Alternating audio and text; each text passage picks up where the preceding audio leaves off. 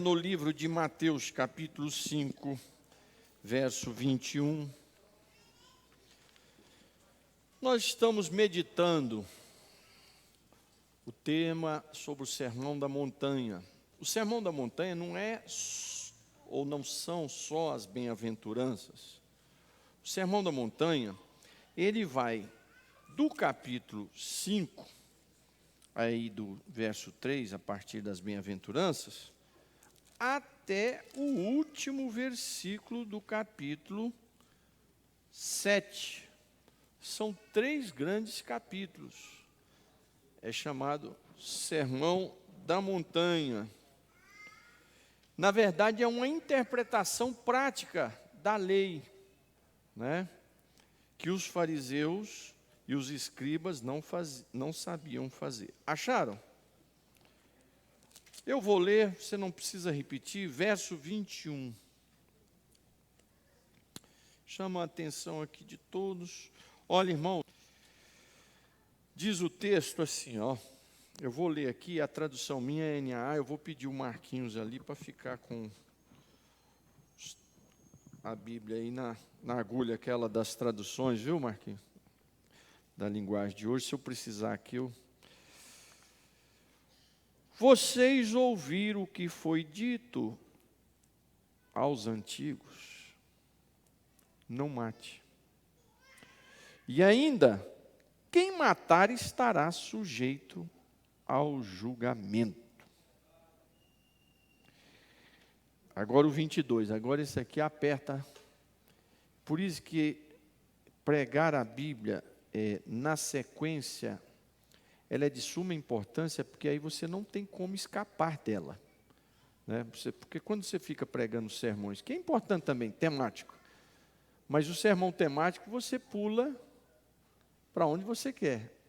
O sermão expositivo você tem que ir na sequência.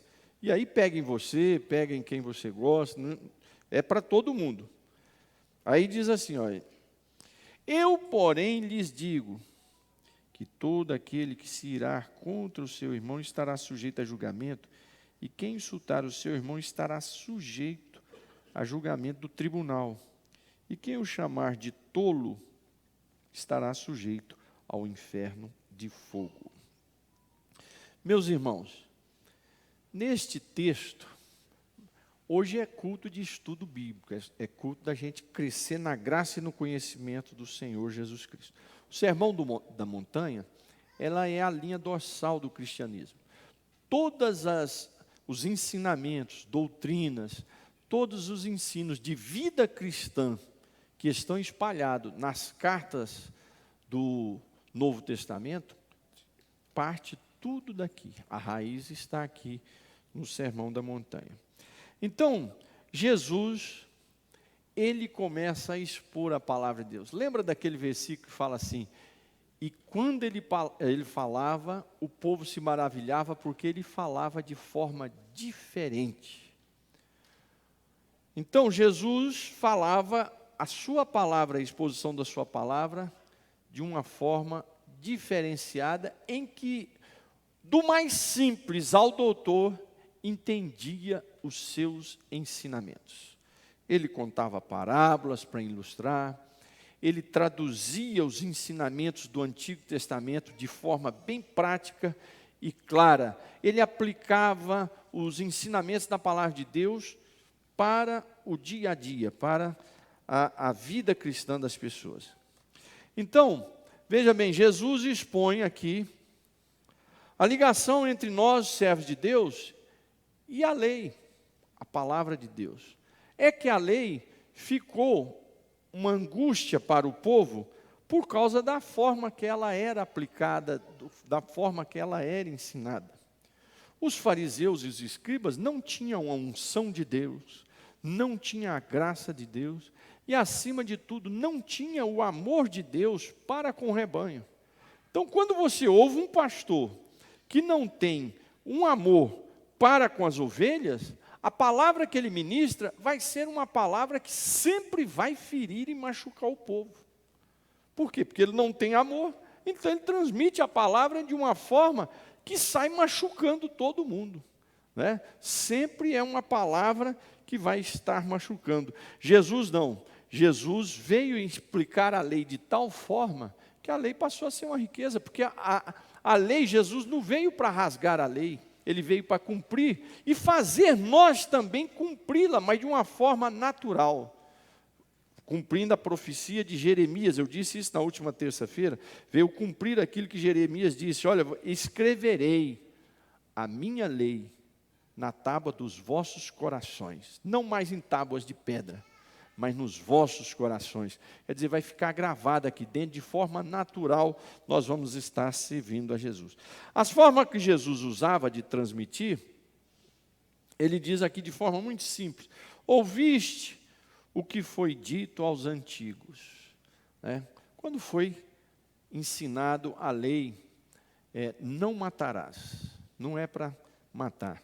Jesus começa por aí. Jesus está aqui se referindo não à lei em si, mas o espírito da lei, a vida que a lei tem, a transmissão, a aplicação. Quando se fala o espírito da lei, é a aplicação dessa lei. Porque não adianta você ensinar uma doutrina se você não tem uma aplicação prática desse ensino da palavra de Deus. A palavra de Deus, ela tem que ser aplicada para os nossos dias, ela tem que ser explicada como ela está aqui.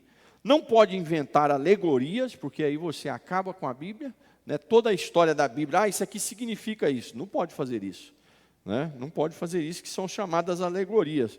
Mas você tem que explicar o que está escrito aqui, e aí trazer para os nossos dias e aplicar o significado para os nossos dias atuais. E era isso que Jesus estava fazendo. E ele pega essa palavra aqui: ouviste o que foi dito lá no antigo, pelos antigos, ou foi dito aos antigos, não matarás. E é o que eles continuam dizendo aqui. Mas eu tenho uma coisa daqui a pouco para vocês. Lembra quando eles pegaram a mulher em pecado de adultério, levaram na presença de Jesus e disseram: Jesus, essa mulher foi pega em adultério. A lei diz que é para matar. Então eles estavam com a lei ao pé da letra e saindo sangue na boca, querendo ver a morte, a desgraça de alguém, né? É essa religião de sangue na boca. É uma religião que não há amor, não há graça, não há unção do Espírito Santo. É essa religião que eu sou santo e aquele ali não presta. Eu sou salvo, aquele ali não presta. Eu sou melhor, eu faço isso, eu faço aquilo, aquela ali não vale nada. Então essa é uma religião que era praticada pelos escribas e fariseus.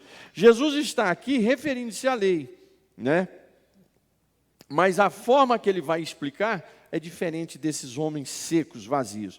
A sua didática, a sua forma de explicar, né, eram de forma amorosa.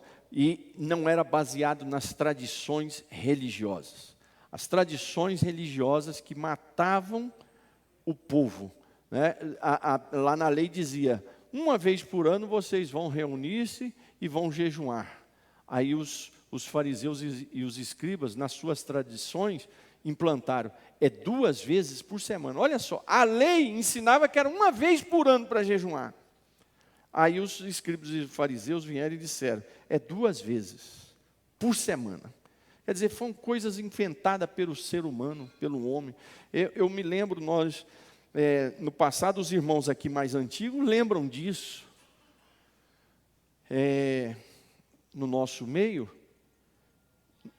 chegava época de Santa Ceia, os casais casados não podiam ter relação sexual na semana. Não podia, tinha igreja que era 15 dias, tinha outros que era 3 dias, outros eram na semana da ceia não pode ter relação sexual entre os casais. E depois da ceia não pode, mais uma semana. A igreja que tinha 2 ceias era 1 mês. E aí começava o outro mês. Isso hoje a gente fala, parece uma piada, mas era uma realidade. Era uma realidade. Mas onde é que está isso na Bíblia? E aonde que o relacionamento sexual de um casal que recebeu a bênção de Deus na igreja, e é uma ordenança de Deus, o casamento é uma bênção de Deus, é um projeto de Deus, aonde é que está uma relação sexual de um casal ser pecado? ser uma sujeira. A relação sexual de um casal, na presença de Deus, é santo. Ou você está achando que, no dia que Jesus estiver voltando, ninguém sabe nem o dia nem a hora, aí o casal está lá tendo uma relação sexual, e aí? Vai ser transformado ali daquele jeito mesmo, irmão. A gente tem que aprender a pensar isso. A nossa mente não está preparada para pensar isso. As coisas diante de Deus são santas, são santificadas. Mas o homem sempre quer implantar tradições. E nós morávamos, eu era adolescente, meu pai era vice-pastor de uma igreja em São Paulo. Eu não vou dizer aqui o local. Hoje as pessoas estão ouvindo a gente, aí localiza, aí pronto. Meu pai era vice-pastor num local lá em São Paulo, na igreja, uma congregação. E lá tinha uma família que veio para Jesus, era uma família... médio empresários, pessoal muito bacana, aceitaram Jesus através daquele antigo programa do Jimmy Swaggart, quem é da década de 80 aí lembra. E chegou lá na congregação, uma alegria, era um casal bonito, sorridente, os seus filhos, um povo alegre, aquela família que o Espírito Santo realmente salvou e transformou. E eles lá servindo a Jesus, aquelas pessoas que foi salva mesmo, que vem com alegria, igual a Isaac, né? Olha, vem com coração aberto para servir Jesus. Irmãos, aí começou as doutrinas das irmãs, em cima da irmã. Olha, irmã, a senhora, ela era uma mulher elegante, né? Era um casal assim, de 50 anos, muito elegante, tudo, com seus filhos. Olha, irmã, é pecado rapar a perna. Aí começou. É pecado as axilas. Tinha que ficar tipo aquela cantora com as axilas cabeludas. Também não vou falar o nome dela, mas vocês já sabem, né? E começou essa papagaiada, fora outras. E a maioria dessas irmãs que faziam isso eram todas irmãs frustradas dentro de casa. Vivia dentro de igreja jejuando e orando, mas dentro de casa era uma frustração só. E essa irmã foi perna cabeluda, axilas cabeluda, e eles tinham costume, os dois, de sempre tomarem banho juntos, o casal. Ela já não queria mais tomar banho junto com ele, já achou estranho. E tal, e aquela confusão, quando descobriu, começou a brigaiada, mas a brigaiada era em nome de Jesus, em nome da religião. Final da história, ele fugiu separou dela e arranjou a secretária dele. Essa foi o final da história, com o conselho das irmãs, lá do jejum e da oração. Tradições que a palavra de Deus não ensina. A palavra de Deus, ela não é fardo para nós, ela é libertação, ela é transformação, ela é vida, ela produz alegria, ela produz união entre os casais, ela produz união entre as pessoas, ela liberta quem está oprimido. A palavra de Deus não é fardo. O apóstolo João diz, olha, os mandamentos do Senhor não são fardo para nós. A palavra de Deus, ela vem para reconciliar casais, ela vem para reconciliar a igreja, ela vem para trazer vida para mim e para você. Se a religião está trazendo o contrário, não é de Deus, está fora da palavra de Deus. Mas os escribas e fariseus, o senhor não pode comer, não lavou a mão? O senhor não pode comer hoje é sábado. O senhor não pode curar ninguém hoje é sábado, não pode curar. Onde é que estava escrito isso? A Bíblia, fazer o bem no dia de sábado não era pecado, é? E Jesus, com a sua forma diferente, ele vem trazendo ilustrações vivas, quebrando essas tradições, porque existem as tradições sadias, Paulo fala sobre elas. Mantenham-se nas tradições dos ensinos dos apóstolos, que foi aquilo que os apóstolos ensinaram, a palavra de Deus. São tradições sadias. Por quê? Porque os apóstolos, qual era a tradição dos apóstolos? Eles ensinaram o que Jesus ensinou. Essa é uma tradição sadia, né? Tem algumas outras tradições de uso e costume nossos que são sadias. Não ficar xingando, se vestir de forma adequada em cada lugar.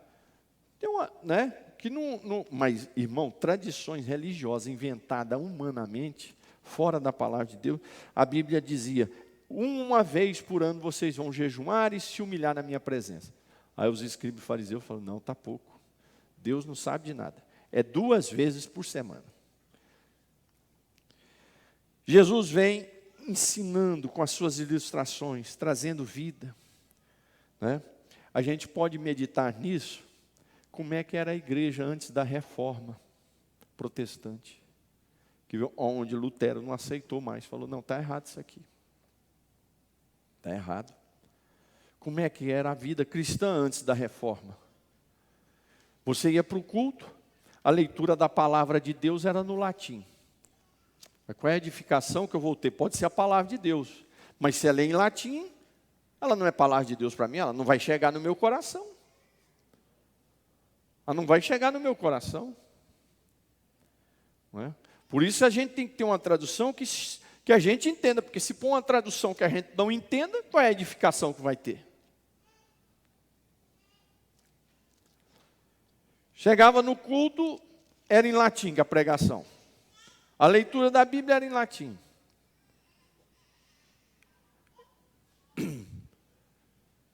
Tinha que ficar confessando os pecados toda hora. Tinha que penitência. Tinha que pôr uma cruz nas costas. Tinha que andar por cima de fogo. Tinha que se chicotear. Tinha que pagar para ter perdão dos pecados e ter um espaço no céu. Olha que vida cristã era essa. Uma vida, um cristianismo debaixo de uma religiosidade sufocante. Quando veio a reforma protestante, traduzindo a Bíblia para todos os idiomas, por português, Almeida foi dessa época, né? 1600 e pouquinho, veio a tradução Almeida, era um jovem, o pessoal disse que era padre, ele não era nada de padre, ele era católico, foi para a Holanda, se converteu ao protestantismo, inclusive era um reformado, e de lá, jovem, ele foi ser missionário nas atuais ilhas hoje, que são as Filipinas ali, ou é Tailândia, um negócio assim. E lá, ele traduziu do grego para o português. Ele era um português, traduziu para o povo ali, que era uma colônia portuguesa. Então, amados, a Bíblia chegou para todo mundo. Do inglês, do português, deixou de ser em latim. E aí, com isso, veio quebrando as tradições, as religiosidades. Mas mesmo assim, nós temos que ter cuidado. A Assembleia de Deus, quantas vezes já ficou preso debaixo de tradições? Não faça isso, não pode aquilo. Isso não tem fundamento, né? A palavra de Deus é o nosso fundamento. Então, Jesus disse: eu, porém, vos digo. Foi dito daquela forma, agora é eu que estou dizendo. Eu, porém, vos digo. Ele não estava corrigindo a lei está errada, não, né, a lei de Moisés. Mas ele estava agora interpretando a lei. Ele estava ensinando, esclarecendo a lei. A Bíblia diz: não matarás. Aí, os fariseus e os escribas ensinavam na sua religiosidade o seguinte: se durante aquele período você não matou, você não se drogou, você não adulterou, independente do que passou no seu coração, na sua cabeça, está tudo bem. Mas o coração estava cheio de sujeiras, cheio de maldade. Aí, não cometeu, já está. Não. Jesus diz: não é assim não. Se você se irar aí, você já está matando alguém. Se você falar mal do outro, se você pensar uma maldade contra alguém, você já está pecando, você já está matando.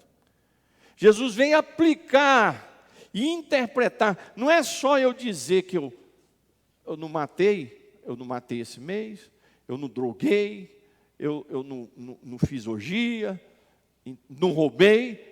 Não, mas e o que está no seu coração e na sua mente? E o que está lá dentro do coração e da sua mente? Né? Aí, os escribas tinham essa visão. Não, pode fazer o que quiser. No estando feito, está bom demais. Era uma religiosidade morta, sem vida. Não fazia isso, não é porque amava a Deus. Não adulterava, não roubava, não drogava. Não é porque amava a palavra de Deus e nem tinha comunhão com Deus. É simplesmente porque é uma religiosidade. Não faça, que está bom demais. Não fiz, está bom demais. Isso não é religião, irmão. Isso não é vida cristã. Vida cristã é você não fazer, não é porque é proibido. Não fazer, não é porque disseram que não é para fazer. É não fazer porque você tem uma comunhão maior com Deus. É porque você tem um amor muito maior por Deus. Nós não devemos pecar porque vamos para o inferno. Nós não devemos pecar porque amamos a Jesus. Eu não vou pecar porque senão eu vou para o inferno. Não é isso a visão. Jesus está tentando nos explicar o seguinte: a gente não peca não é porque vai para o inferno. A gente não peca é para amar a Deus cada vez mais. É porque Ele morreu por nós. Quando a minha, a sua religião é baseada, eu não faço isso para mim não ir para o inferno. Eu não faço isso por causa que a minha religião diz que não é para fazer. Isso não tem valor nenhum, isso é uma religião morta. Agora, quando você não faz algo porque você é apaixonado por Jesus, eu não vou fazer isso porque eu amo a palavra de Deus, eu não vou fazer isso porque eu amo estar no meio do povo de Deus, não vou trocar de estar no meio do povo de Deus por nada lá desse mundo. O salmista diz, é melhor um dia na porta da tua casa do que 1000 dias lá fora. Eu quero entrar na tua casa para contemplar a beleza da tua casa. Né? O salmista diz, uma coisa pedirei ao Senhor, que eu possa morar na casa do Senhor. É claro que isso é uma simbologia que ele está falando, mas ele está querendo transmitir a alegria da comunhão de estar com Deus. Então, irmãos, o que Jesus está nos ensinando aqui, não é, não faça, porque senão você vai para o inferno. A visão dos escribas, dos fariseus é, você não fez, tá bom, você obedeceu isso aqui? Está aqui, ó, tem uma lista, não faça, não pode, não faça, não pode. Você não fez? Tá bom demais. Jesus disse, não, tem algo a mais do que isso, tem algo a mais do que isso. E não é, não está matando com facada, mas está matando com atitude, com palavra, com a maldade, né? Não está prostituindo com alguém, mas está prostituindo com palavras, com atitudes, no YouTube. Quantas vezes já tive que tratar de casos de pessoas com problemas seríssimos, com pornografia no YouTube, e não é só homem não, mulheres também. Mas eu não adulterei com ninguém. Mas e aí essa vida podre? Mas Jesus ainda tem algo mais do que isso. Jesus ainda está oferecendo algo mais maravilhoso do que não fazer isso. Jesus está convidando, se nós amarmos a Ele verdadeiramente, nós vamos nos desligar disso naturalmente. Nós não vamos ficar lutando contra isso na nossa mente. Hoje eu não adulterei, hoje eu não roubei, hoje eu não pequei, hoje eu não xinguei, hoje eu não falei isso, hoje eu não persegui ninguém, hoje eu consegui, hoje eu venci, que beleza, hoje eu estou santo.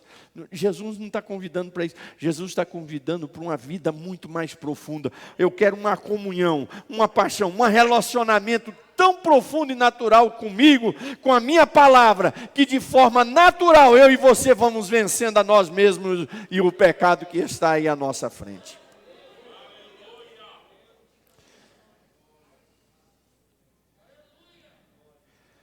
Jesus nos convida para pensar em santidade, não a partir do não faça isso, não a partir do é pecado fazer isso, não a partir do é proibido fazer isso. Nós temos uma visão de santidade na casa de Deus da seguinte forma: é proibido fazer isso. Se eu cometer isso, eu vou para o inferno. Eu tenho que me separar disso. Isso é pecado. Olha, a Bíblia diz que não pode, o pastor diz que não pode. Santidade não é isso não, irmãos. Você sabe como é que você vive vida de santidade? É amando a Deus sobre todas as coisas. Quando você ama a Deus sobre todas as coisas, você se afasta de tudo aquilo que não presta de forma natural. Você não precisa ficar lutando contra aquilo. Quando eu e você estamos lutando contra as coisas que estão em nossa volta, o pecado, a sujeira, é porque nós não estamos apegados muito ainda a Jesus. Porque quando a gente está apegado a Ele, essas coisas a gente vai vencendo de forma natural. Porque o Espírito Santo vai nos capacitando e vai nos dando graça para isso. Agora, quando a gente ama Ele há pouco, aí a gente fica aqui. Poxa, isso eu não posso. Eu fico lutando contra essas coisas. Você está conseguindo me entender? Jesus nos convida para uma santidade, não é a santidade, não posso, não faço, eu não devo, o inferno está ali. Não. Santidade bíblica é não fazer essas coisas, mas não é assim, eu não fiz, venci, ou eu não posso fazer. Não, não é isso. Santidade é não fazer essas coisas, mas não fazer essas coisas por estar em tão grande comunhão com Deus, que essas coisas para você se transforma em coisas desprezíveis. O seu alvo, o seu objetivo é outro. O seu coração está com outra meta, com outro alvo, é de comunhão com Deus, é de comunhão com a palavra de Deus. E aí Deus vai gerar dentro de você uma santidade natural, sem ser uma santidade religiosa, porque as outras religiões também proíbem uma série de coisas. Inclusive tem religião que você tem que ficar dentro do mosteiro. Tem religião que você tem que vestir uma roupa igual a todo mundo ali e andar daquele jeito. E isso é santidade? Não é santidade. Pense nisso que eu estou te falando. Jesus nos convida para uma santidade, não de observância das coisas, do não pode, mas uma santidade a partir de uma comunhão com Ele. E uma comunhão com quem está à nossa volta. Porque também não adianta querer ter comunhão com Deus e não ter comunhão com quem está à nossa volta. E como é que eu vou tendo comunhão com quem está à nossa volta? É quando eu errar, eu pedir perdão. Porque foi ignorante de errar, agora tem que se quebrantar e pedir perdão. Né? Então Jesus está dizendo, não é para matar. Mas mais do que isso, é não irar, é não desejar o mal, é não estar enraizado a maldade aí dentro do seu coração ou do meu coração. Não estamos praticando, mas está lá dentro, a raiz. Quantas pessoas, gente que é pastor, vocês que são pastores, têm esse costume. Ou os irmãos mesmo, irmãos ou irmãos que estão no nosso meio, que a gente sabe que não comete esse tipo de erro, mas dentro do coração deles, e você vê nos olhos a maldade. O coração cheio de um rancor, cheio de uma mente suja e podre. Né? Então, Jesus convida para uma nova vida. Vejamos os princípios que Jesus usa para interpretar a lei. Primeiro princípio, o que importa é o espírito da lei. É aquilo que eu estou interpretando aqui para vocês. Não matar, não desejar o mal, evitar o pecado, não é ali, eu não posso. Mas é uma comunhão profunda com Deus, vai te levar a não viver com essa perturbação. Veja Saulo. Saulo era um extremo religioso do mais perfeito numa visão escriba, numa visão judaica, numa visão farisaica. Era um homem que cumpria todos os pedidos da lei, ainda até queria matar em nome da lei. Não, esse povo aí não é fiel ao Senhor, eu vou matar eles. Vocês acreditam que os cristãos foram perseguidos pelos católicos e foram mortos? Né? Em fogueira, inclusive, pessoas que não concordavam. Mas vocês acreditam que entre os protestantes perseguiram outros? Os calvinistas perseguiram os arminianos na Holanda? de matar, em nome da religião, em nome de Deus. E Paulo era esse homem, perfeito exteriormente numa religião. Exteriormente você olhava, era um homem perfeito, mas o seu coração não tinha uma verdadeira comunhão com Deus. Era um homem que conhecia a lei de cor, era um homem que praticava todas as tradições judaicas, mas ele ainda não conhecia Deus, e nem o Espírito Santo morava dentro do seu interior. Mas quando ele encontrou a Jesus, a sua vida mudou por completo, né? O segundo princípio aqui que Jesus vai nos ensinando, não só as ações, mas também os pensamentos, os nossos desejos, os nossos motivos devem ser mudados nessa comunhão. Não é eu ficar assim pensando, nossa, agora eu sou cristão, eu tenho que mudar os meus motivos, os meus pensamentos. Não é isso, irmão. Isso tem que ser de forma natural. Como é que eu faço então, pastor? Aumente a sua comunhão com Jesus, com Deus, que esses motivos vão fluir naturalmente dentro de você. Vão fluir esses motivos naturais dentro de você. Há uma diferença de quem prega para aparecer e de quem prega para adorar a Deus. Há uma diferença de quem canta para aparecer e de quem canta para adorar a Deus. Há uma diferença de quem faz uma liderança no trabalho dentro da igreja para aparecer e quem faz para adorar a Deus. A igreja vê isso, a igreja sente isso. Imagina o nosso Deus, se Ele está vendo ou não, né? Um outro princípio, o propósito real da lei e do Sermão do Monte, não é de impedirmos que praticamos erros, mas que conhecemos melhor o nosso Deus e vivermos para Ele. Quando Jesus está pondo o Sermão da Montanha aqui, você olha assim e você fala, mas aí pronto, como é que eu vou ser crente? Ser crente. Mas não é isso que Jesus está colocando aqui. Jesus não está colocando isso aqui. Porque realmente as coisas de Deus, sendo nós carnais, é impossível para nós.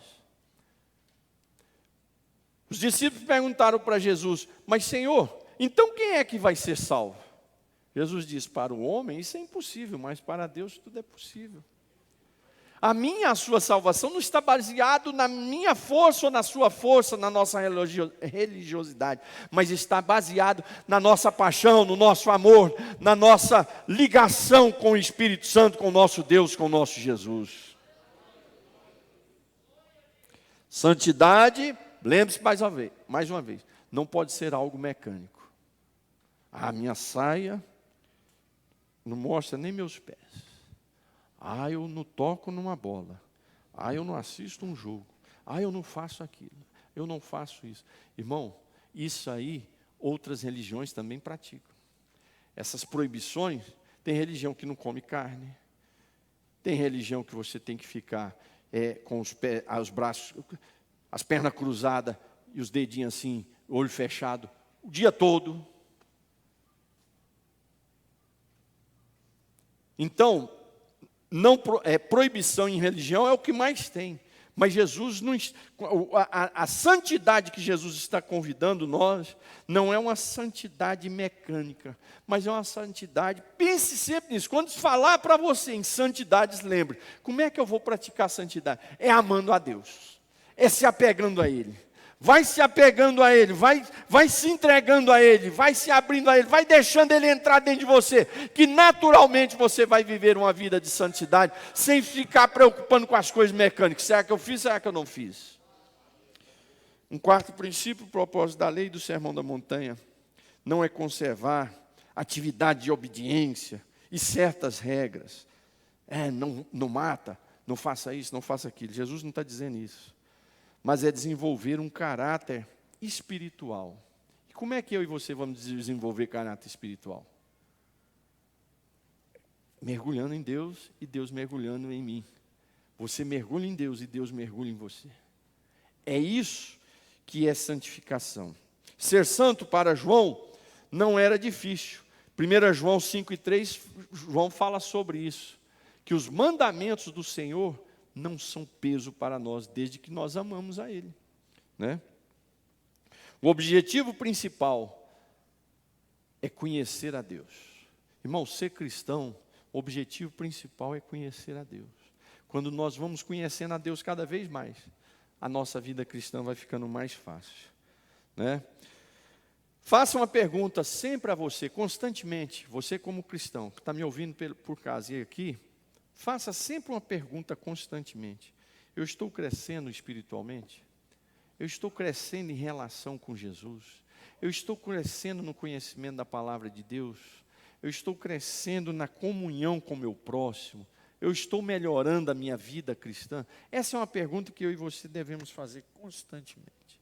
Que Deus nos guarde de sermos religiosos mortos, com santidades mecânicas, com práticas religiosas mecânicas, mas que nós venhamos, conforme está em Mateus 22,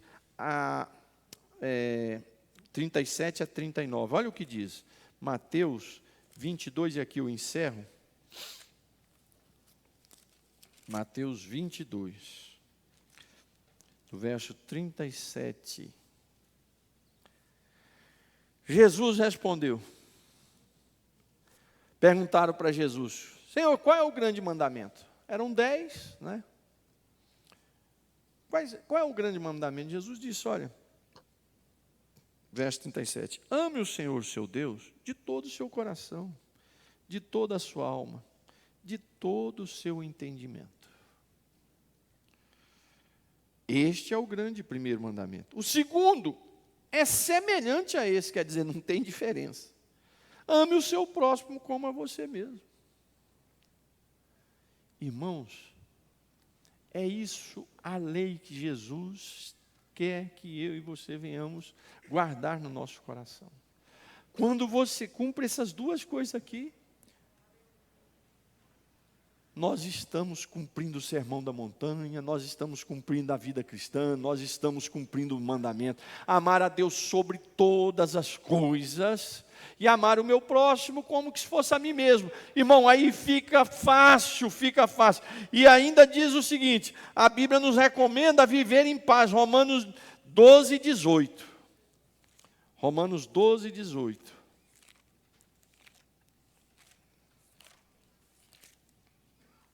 Olha o que diz aqui.